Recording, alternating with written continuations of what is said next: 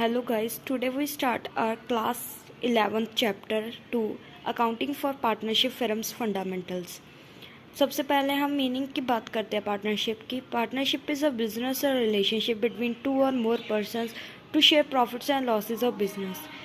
इसका ये मतलब है कि अगर दो और उससे ज़्यादा लोगों में कोई बिजनेस और रिलेशनशिप है और वो बिजनेस का प्रॉफिट और लॉस शेयर करते हैं तो उसको हम पार्टनरशिप कहेंगे। और इसकी डेफिनेशन ये है कि according to the Indian partnership act 1932 section 4 में ये डिफाइन किया गया है कि partnership is a relation between persons who have agreed to share the profits of a business carried on by all और any of them acting for all. इसका यही मतलब है कि अगर दो पर्सन्स में रिलेशन है जो अपने प्रॉफिट और लॉसेस शेयर करने के लिए एग्रीड करते हैं बिजनेस को चलाने के लिए, और अगर कोई एक पर्सन सिर्फ पैसा लगा रहा है और दूसरा पर्सन उस पैसे से अपना बिजनेस चला रहा है, उसको हम पार्टनरशिप कहेंगे। उसके बाद आता है नेचर ऑफ पार्टनरशिप। जो पार्टनरशिप का नेचर है उसमें हम सबसे पहले लीगल पॉइंट ऑफ व्यू से बात करते हैं। According to legal point of view हमारा जो बिज़नेस है उसकी सेपरेट लीगल एंटिटी नहीं है। इसका ये मतलब है कि अगर बिज़नेस को कोई लीगल प्रॉब्लम्स फेस करनी पड़ती है तो उस बिज़नेस का ओनर उस लीगल फॉर्मेलिटीज़ को पूरी करेगा। बट अगर हमारे जो कोई लाइबिलिटी अगर हमारा बिजनेस नहीं भर सकता तो हमें खुद के अपने पैसे से उस लाइबिलिटी को भरना पड़ेगा। उसके बाद आता है accounting point of view. Accounting point of view से ये है कि बिजनेस एक सेपरेट लीगल एंटिटी है फ्रॉम इट्स ओनर। उसके बाद आते हैं फीचर्स और करेक्टरिस्टिक्स ऑफ पार्टनरशिप।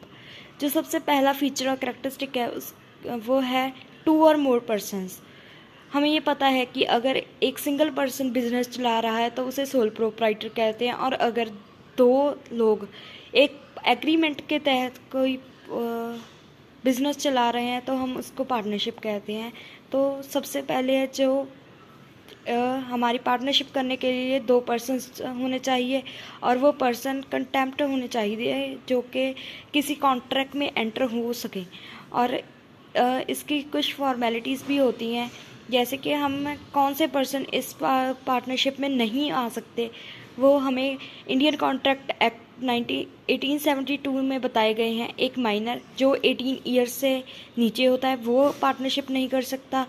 जो पर्सन अनसाउंड माइंड है, मतलब कि जो पर्सन के ब्रेन के साथ कुछ प्रॉब्लम्स है वो नहीं हो सकता।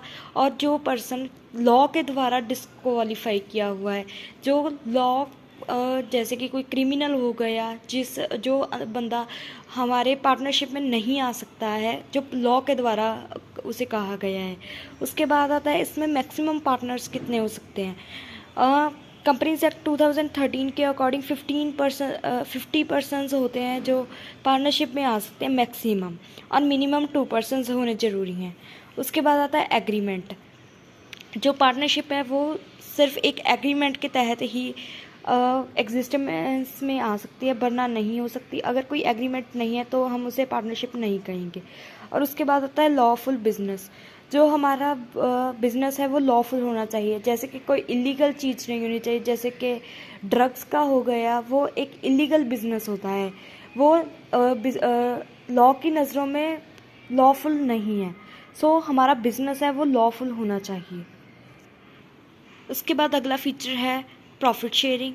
जो हमारे पार्टनर्स हैं उनके बीच में एग्रीमेंट होना चाहिए कि जो हम प्रॉफिट्स और लॉसेस शेयर कर रहे हैं वो हम हमेशा शेयर हों, और कोई पर्सन्स बिना प्रॉफिट या लॉस शेयर किए बिना बिजनेस नहीं चला सकते। और उसके बाद आता है business can be carried on by all और any of them partners acting for all.